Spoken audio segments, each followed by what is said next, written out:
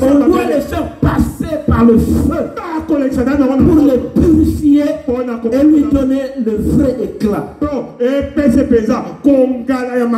Alléluia. Amen. Mais nous avons vu un autre rôle très important du feu. Nous avons vu cela dans Actes des Apôtres chapitre 28. Le verset 3. C'est l'histoire de Paul. Paul qui venait de rater un grave accident dans un bateau. Et il s'est retrouvé dans l'île de Malte. Et arrivé là-bas, il y avait des villageois là-bas, les gens de Malte. Alors il faisait froid. Et comme il faisait froid, ils ont allumé le feu. Et quand ils ont allumé le feu, il s'est passé quelque chose qui a une grande signification spirituelle. Quand ils ont ramassé les broussailles qui avaient de l'humidité, ils se sont rendus compte qu'il y avait un serpent qui était caché dedans. Et quand ils ont mis dans le feu, le serpent était obligé de sortir. Alléluia. Quand on allume le feu, le serpent doit sortir. Alléluia. Le serpent qui est l'image de l'ennemi, du diable, de Satan, de Lucifer, que la Bible appelle aussi le serpent ancien. Dans plusieurs vies des enfants de Dieu, dans plusieurs églises, Satan se cache dans les vies. Dans la vie des jeunes filles, dans la vie des jeunes garçons, quand ils sont dans une église où on ne parle pas du feu, une église où on n'allume pas le feu, une église où le Saint-Esprit n'opère pas, où les dons spirituels n'opèrent pas, les gens restent dans leur péché, les gens restent, ils vivent avec le serpent, ils sont dans l'église, ils sortent comme ils sont venus. Pour que ces personnes soient débarrassées du serpent, pour que ces gens soient délivrés du serpent, il faut que le feu s'allume. Alléluia.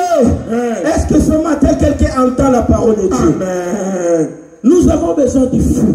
Il faut que le feu s'allume pour que les œuvres mortes de l'ennemi qui se cachent dans la vie des enfants de Dieu. Beaucoup d'enfants de Dieu. Vous savez, quand Jésus est entré, un jour Jésus est entré dans la synagogue, les scribes étaient là, les pharisiens étaient là, comment on peut les appeler, les rabbins étaient là. Il lisait la parole de Dieu, il prêchait la parole de Dieu, la loi de Moïse. Mais il y avait une femme là qui avait une bosse. Tout le monde était habitué à cette bosse. Elle entrait, elle sortait. Mais quand Jésus est venu, alléluia, Jésus a regardé cette femme. Elle a dit, cette bosse, elle n'est pas normale. Alléluia. Cette femme, elle est esclave. Jésus a touché cette femme et la bosse est partie. Regardez maintenant les gens qui ne sont pas habitués avec le feu. Au lieu d'être content que cette femme a été délivrée de la puissance de l'ennemi, il commence à attaquer Jésus. Comment tu peux faire une telle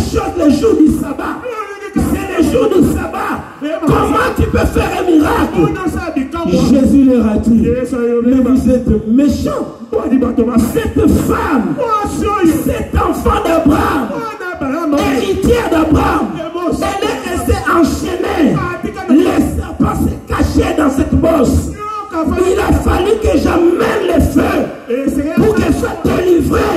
Et au lieu de vous réjouir, vous voulez m'attaquer. C'est ça qui se passe dans les églises qui sont dans le sommeil. Les gens viennent avec les problèmes, ils rentrent avec leurs problèmes. Ah, ici dans cette église, ici dans les consacrés, nous ne voulons pas ces choses. Nous ne voulons pas ces choses. S'il y a des gens qui sont liés, c'est ici qu'ils doivent être délivrés par la puissance du Saint-Esprit, par le feu du Saint-Esprit. Alléluia. Personne n'a le droit de rester esclave. Si tu es esclave de la pauvreté, tu dois être délivré de cet esclavage. Parce que la Bible déclare que Christ est devenu pauvre pour que toi tu sois enrichi. Alléluia. Si tu vis sous la malédiction, la Bible déclare, maudit soit quiconque est pendu au bois. Jésus a été pendu au bois. Il a pris ta malédiction. Il a pris ta pauvreté. Il a pris tes faiblesses. Il a pris tes problèmes. Il les a cloués à la croix. Et il a pris sa liberté. Il a pris sa richesse. Il t'a donné. Tu as droit à ça. Au nom de Jésus. Alléluia. Amen. Nous parlerons du feu. Nous allumerons le feu. Au nom de Jésus. Je sais que ça ne plaît pas à l'ennemi. Voilà pourquoi il se déchaîne. Il se déchaîne. Il essaie de déstabiliser l'église. Ce que l'ennemi ne sait pas, c'est que cette église, elle ne m'appartient pas. C'est l'église de Jésus. Et Jésus a dit, je bâtirai mon église. Et même les portes de l'enfer ne prévaudront pas contre mon église. Ils peuvent se réunir, ils peuvent faire des réunions pour essayer de détruire l'église. C'est l'église de Jésus. Ils rencontreront Jésus sur leur chemin. Alléluia. Le feu que nous prêchons, c'est le feu de Jésus. Le Saint-Esprit, c'est Jésus qui nous l'a donné. Jean-Baptiste a dit, moi, je vous baptise. Je vous baptise tout. Mais derrière moi, quelqu'un vient. Il est plus puissant que moi. Je ne suis même pas digne de délier le courroies de ses sandales. Et lui, quand il viendra, il vous baptisera du feu, et de l'esprit. Alléluia. Est-ce que quelqu'un qui a besoin du feu peut faire un bruit ce matin pour dire à Satan, je suis enflammé pour Jésus. Je suis enflammé pour Jésus. Alléluia. Amen. Alors nous avons dit comment allumer le feu. Pour allumer le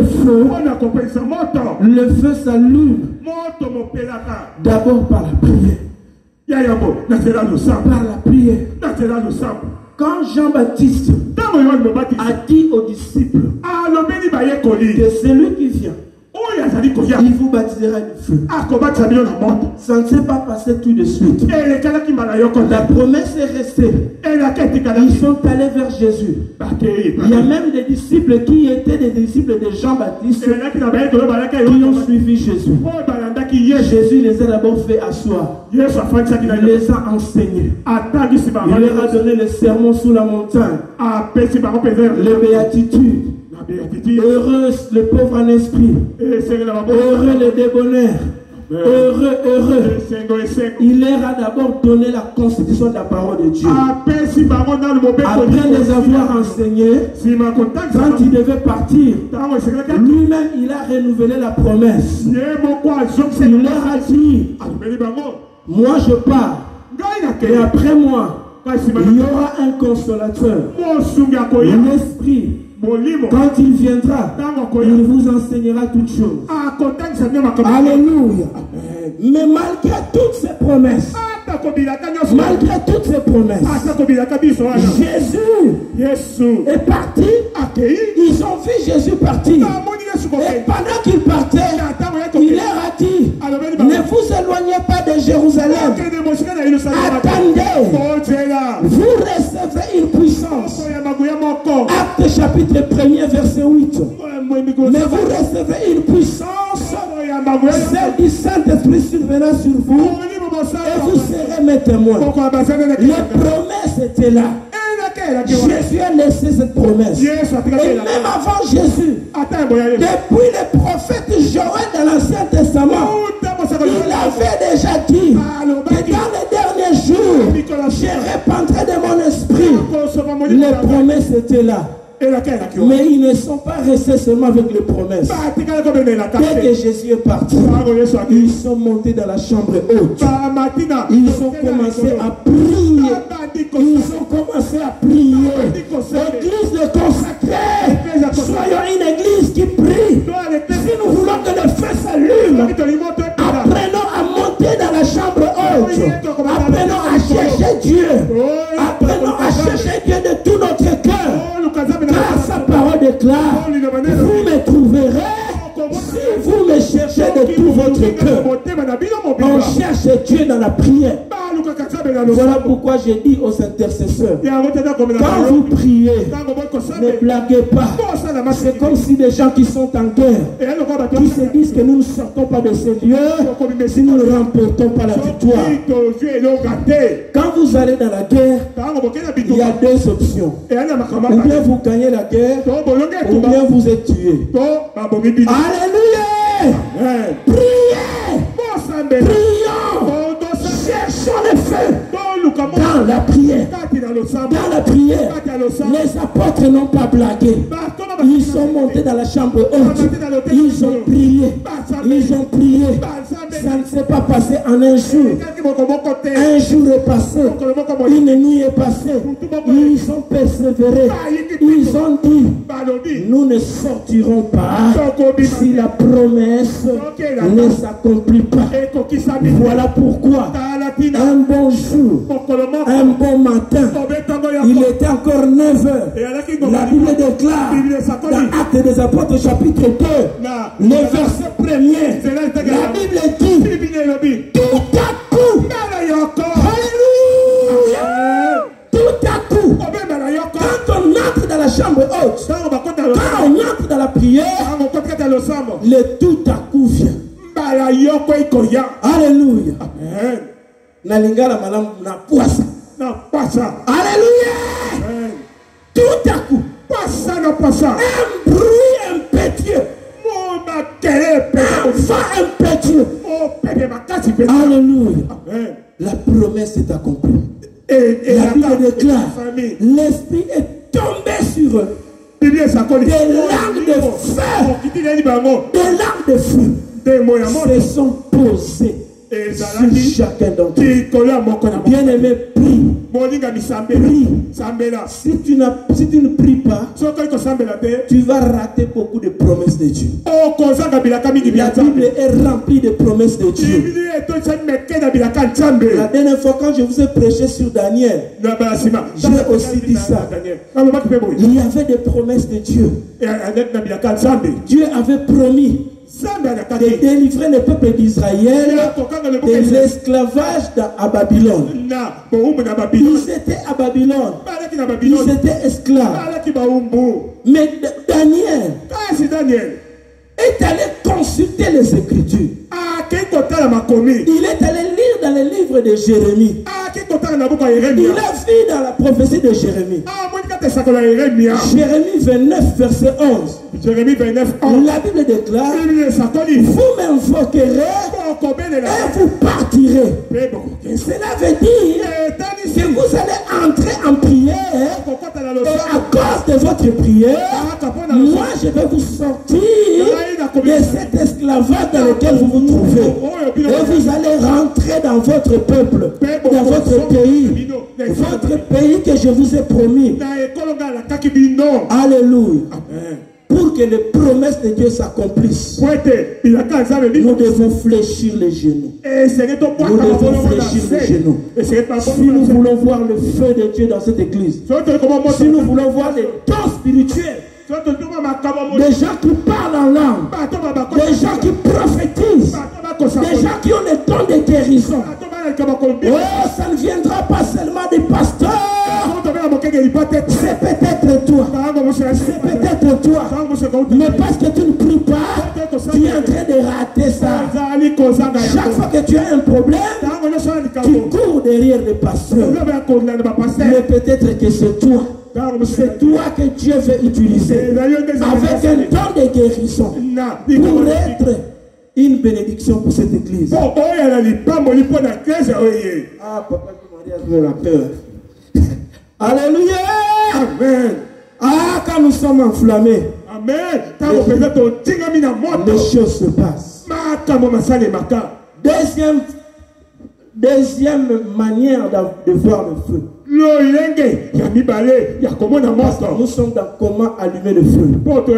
Deuxième façon d'allumer le feu.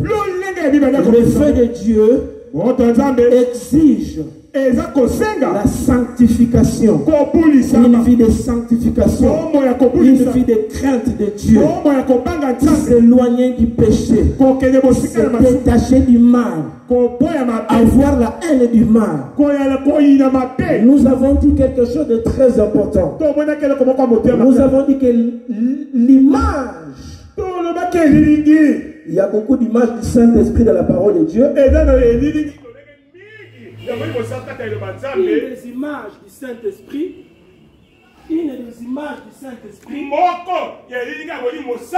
c'est une colombe. Alléluia. Amen. Pigeon. Voilà. Alléluia. Vous m'entendez quand même ça le micro? Oui. Cette image-là, ça montre que le Saint-Esprit, comme il est un oiseau, il y a des choses qui ne supportent pas et qui le poussent à s'envoler. Alléluia. Amen. Lorsque tu mènes une vie de péché, une vie de péché est incompatible avec le feu de Dieu.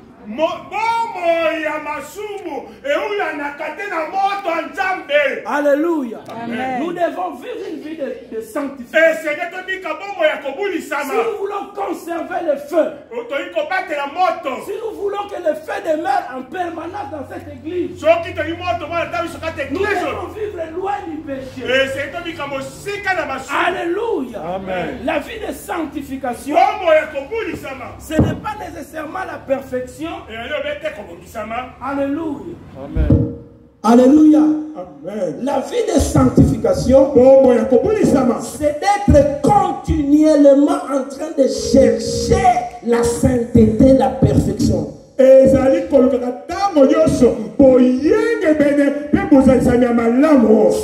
que nous avons la chair. La chair nous tire vers le derrière. La chair nous tire pour que nous puissions rentrer dans le monde, dans les choses que nous avons voulu.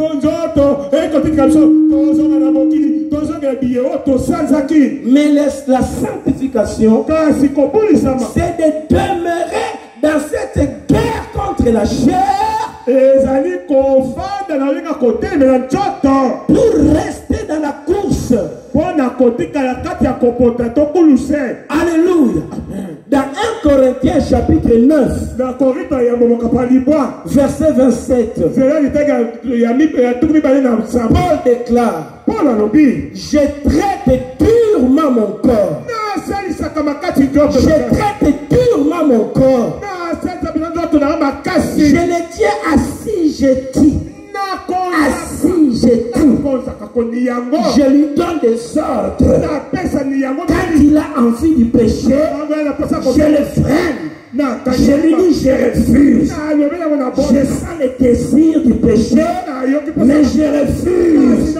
Parce que je sais que le péché va faire que la colombe s'envole. Alléluia. J'ai besoin de conserver le feu du Saint-Esprit. Je traite durement mon corps. Je le tiens assujetti.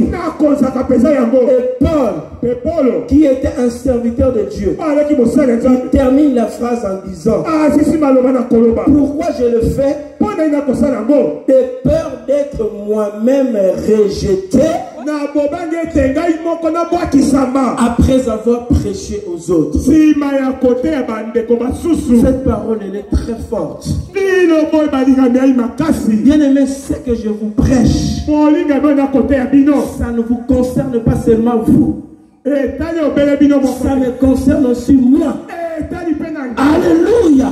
Moi aussi, je recherche à demeurer dans les conditions qui peuvent faire que je sois toujours enflammé pour Dieu. Quand je te prêche, je t'amène la puissance de Dieu. Je t'amène la délivrance. Mais moi-même aussi, j'ai besoin que quand tu vas entrer au ciel, à cause de ma prédication, que moi-même je sois là aussi. Que nous puissions nous rencontrer. Que nous puissions nous embrasser dans la présence de Dieu. Que nous puissions dire comme Paul: j'ai combattu le bon combat, j'ai gardé la foi. Maintenant, la couronne de la justice est mes destinées. Alléluia. Moi aussi je cours. Amen. Moi aussi je cours. Voilà pourquoi vous avez besoin de prier aussi pour moi. Alléluia. Amen. Quand je vous pointe d'un doigt, il y a 4 doigts qui me retournent. J'ai la responsabilité. Dieu me donne ces révélations pour toi, mais aussi pour moi-même. J'ai besoin du même salut que toi. Alléluia. Et ce que je dis pour moi, ça va pour nous tous qui nous tiennons dans cette chaîne. Amen. Que tu sois prédicateur, que tu sois choriste, que tu sois instrumentiste, tu as besoin de ces choses. Il y a des églises, quand les musiciens ont bien joué, quand la parole commence, vous le voyez sortir. Voilà pourquoi dans plusieurs églises, les bêtises, on le voit dans les musiciens. Ils n'ont pas le temps d'écouter la parole. Ils pensent que quand ils ont joué, ils ont amené les gens dans la présence de Dieu, ça s'arrête là. Ils n'ont pas besoin de la parole. Comment tu vas grandir? Comment tu vas être un consacré réel? C'est à travers la parole. Alléluia. Est-ce que je parle à quelqu'un ce matin? Amen. Amen. Merci Jésus. Merci Jésus. Je ne saurais pas dire la moitié des choses que j'ai prévues parce que j'ai repris la prédication de la fois passée.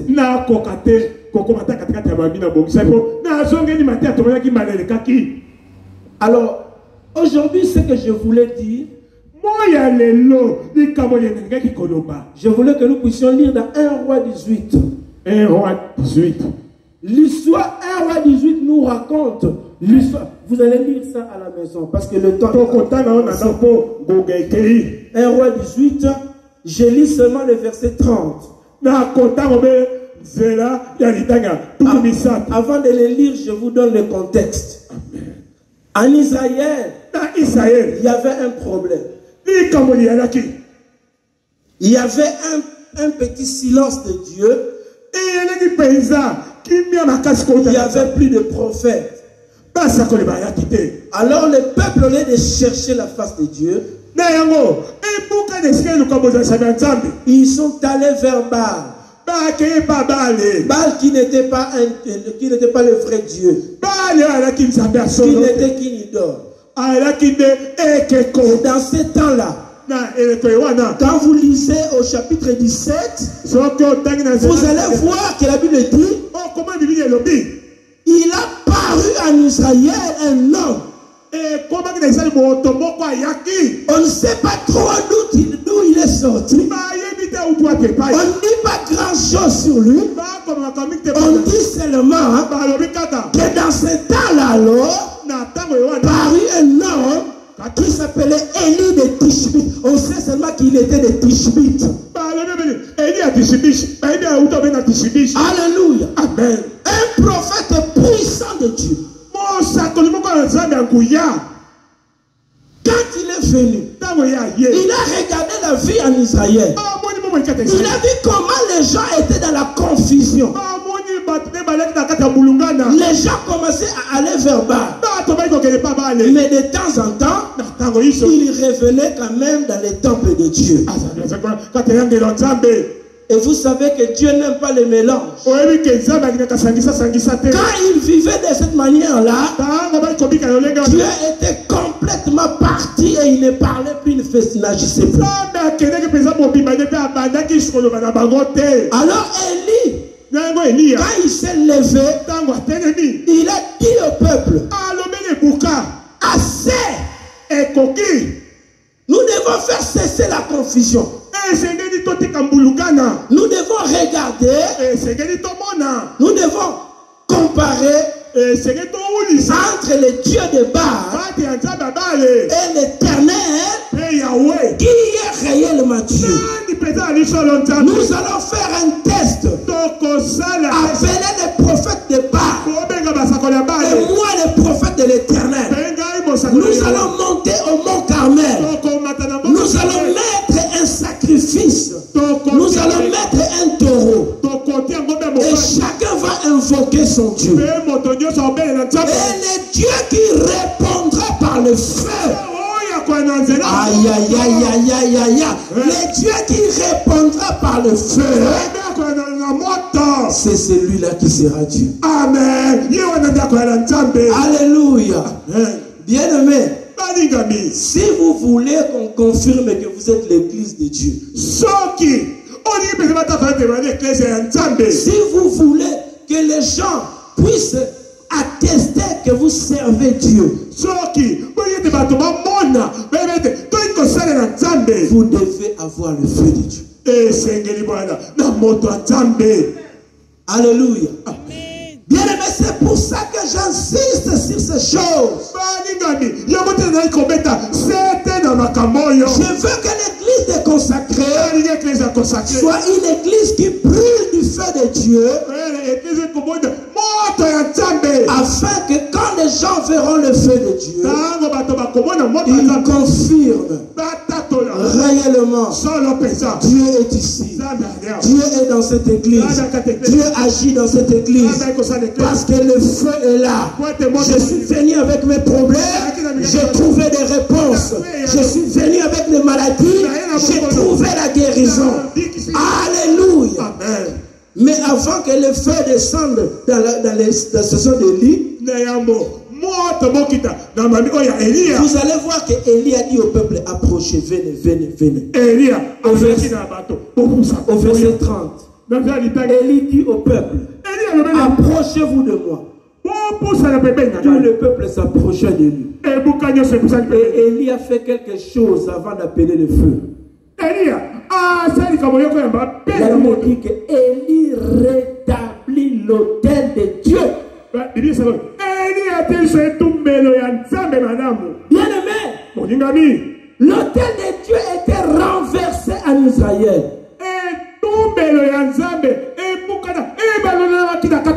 Parce que le peuple était tantôt avec Baal, tantôt avec l'Éternel.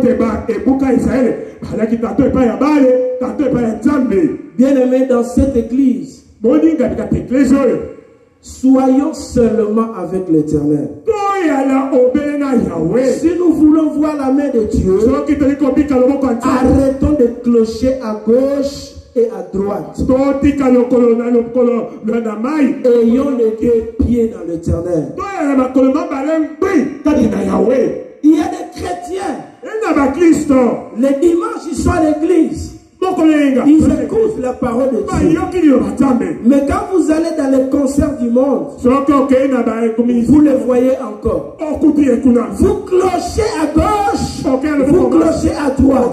Vous allez dans les boîtes de nuit, vous les voyez. C'est cette confusion que Élie est venu arrêter.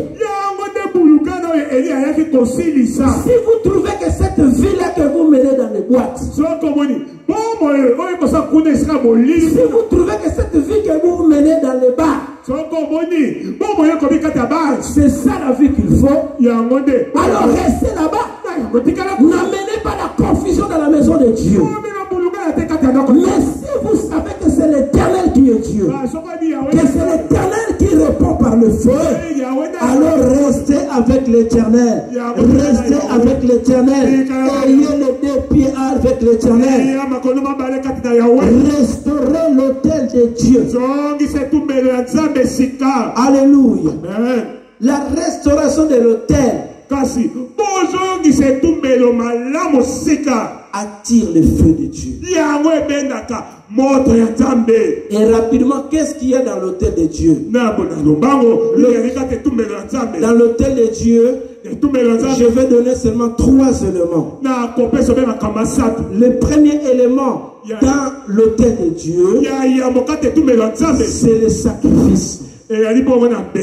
Les sacrifices. Les sacrifices sont importants.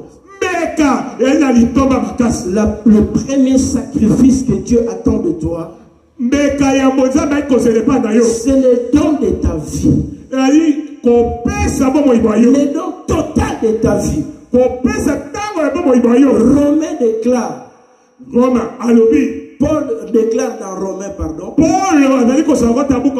Chapitre 12, verset 1er. Je vous exhorte, frère, à offrir vos corps comme un sacrifice vivant, ce qui sera de votre part un culte agréable à Dieu. La chose qu'il faut amener sur l'autel de Dieu, c'est notre consécration, notre don de notre vie. C'est pour cela que nous nous appelons les consacrés à l'Éternel. Ça veut dire des gens qui se sont consacrés, qui se sont offerts à Dieu, qui se sont donnés à Dieu. Seigneur, prends-moi, prends mon corps, prends mon âme, prends mon esprit, fais de moi ce que bon te semble. Je me mets sur l'autel comme un sacrifice. Je m'abandonne à toi, je m'abandonne à toi. Sers-toi de moi. Et quand on fait cette consécration, elle doit être totale. La consécration entraîne que tu donnes aussi tes biens à Dieu. Tu n'auras pas besoin qu'on te force pour amener l'offrande. Parce que l'offrande, c'est aussi Dieu qui te l'a donné. De la même manière que Dieu t'a donné ton corps, Dieu t'a donné la vie. Le bien que tu as, c'est encore lui qui t'a donné. Alors, il y a des gens qui disent non, mais je me donne déjà, je sers déjà Dieu, ça suffit. Sers Dieu avec tes biens, avec ton argent. C'est ça la véritable consécration. C'est ça qu'il faut amener à l'autel de Dieu.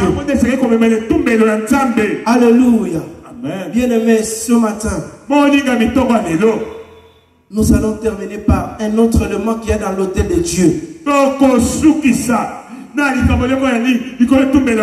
l'autel de Dieu, il y a aussi sa parole. La parole de Dieu. Élie a versé de l'eau sur le sacrifice L'eau est un symbole de la parole. La parole est celle qui nous purifie. Jésus a dit aux disciples, déjà vous êtes purs à cause de cette parole. La parole purifie. La parole de Dieu est très importante dans ta vie. Apprends à méditer la parole. Tu peux prier, mais tu dois connaître la parole. Si tu ne connais pas la parole, tu ne connaîtras bien ton Dieu. Tu ne connaîtras pas bien ton Dieu. Dieu se cache dans sa parole. Dieu se révèle dans sa parole. Tu as besoin de connaître la parole. Voilà pourquoi quand nous allons commencer notre programme au mois d'août, nous aurons un jour pour les études bibliques. Nous allons étudier profondément la Bible. Amen. Un véritable enfant de Dieu, il prie, il se sanctifie, mais il connaît profondément les Écritures. La Bible déclare que la parole de Dieu habite abondamment dans votre cœur.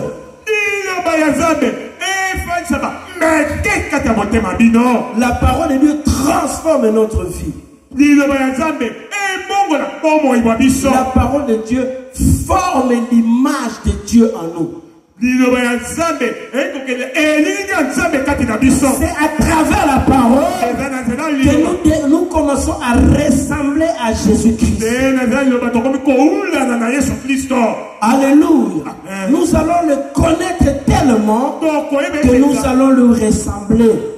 Nous allons dire, je vais être comme Jésus. Lui, quand il était devant son ennemi, il dit que si l'ennemi te tape dans la joue droite, donne encore la joue gauche. C'est ça l'enseignement de Jésus. Quand tu connais la parole, tu vas chercher à ressembler à Jésus. Alléluia. Et la parole de Dieu crée aussi la foi. La Bible dit que la foi vient de ce qu'on entend. Et ce qu'on entend vient de la parole de Dieu. Quand tu écoutes la parole de Dieu, tu vas avoir la foi dans cette parole. Tu vas croire cette parole. Et tu vas expérimenter cette parole.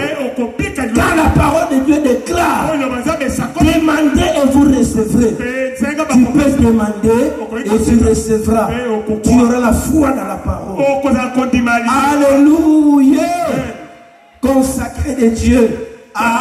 J'ai encore 5 minutes. Je vais terminer en lisant un verset très important. Et j'aimerais que tout le monde trouve ça avant que je lise. Ésaïe 55.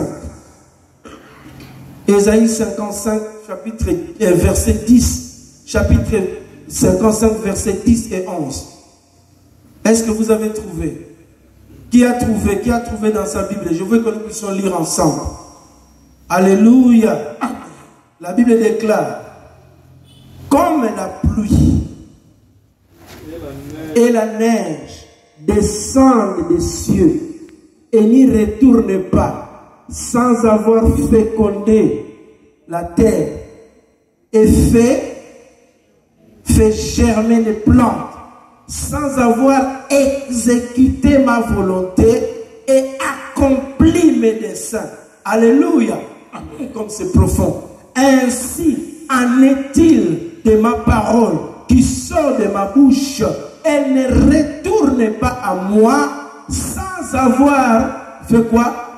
Sans avoir exécuté ma volonté et accompli mes desseins. Alléluia. La parole de Dieu est importante, bien-aimé.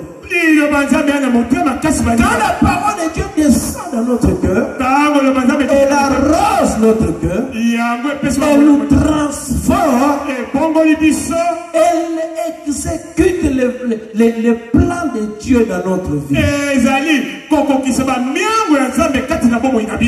Bien-aimé, mais malheureusement, il y a des gens qui ont comme des imperméables spirituels. Vous connaissez l'imperméable ou bien les parapluies. Il peut pleuvoir.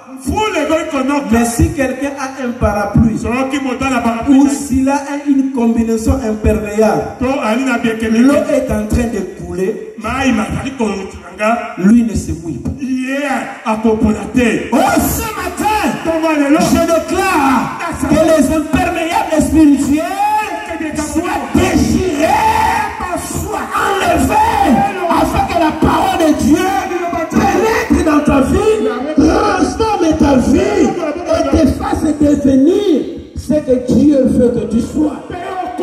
Ce n'est pas possible que quelqu'un vienne à l'église, il écoute la parole puissante, qui sort avec le feu de Dieu, et que cette personne reste la même.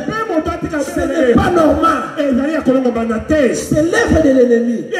Nous devons nous lever contre ça. Église de consacrée, je veux que vous soyez des gens qui sont sensibles à la parole de Dieu, qui reçoivent la parole de Dieu et qui ne s'arrêtent pas à écouter, mais qui mettent la parole de Dieu en pratique. Acclame pour toi-même si tu vas. Alléluia. Ce matin que les imperméables spirituels tombent. Au nom de Jésus. Même Jésus lui-même l'a dit. Dans Matthieu 13, il a dit aux disciples, il y a des gens quand ils reçoivent la parole de Dieu, ils l'écoutent. Mais après, il y a comme des oiseaux qui viennent. Ils sont comme sur le bord de la route. Ils ont écouté la parole. Et puis les oiseaux viennent comme des pains qu'on jette. Et les oiseaux prennent cette parole. Il y a tout un esprit qui vole la parole de Dieu dans la vie de certaines personnes. Oh, je donne à cet esprit de ne pas opérer dans cette église au nom de Jésus.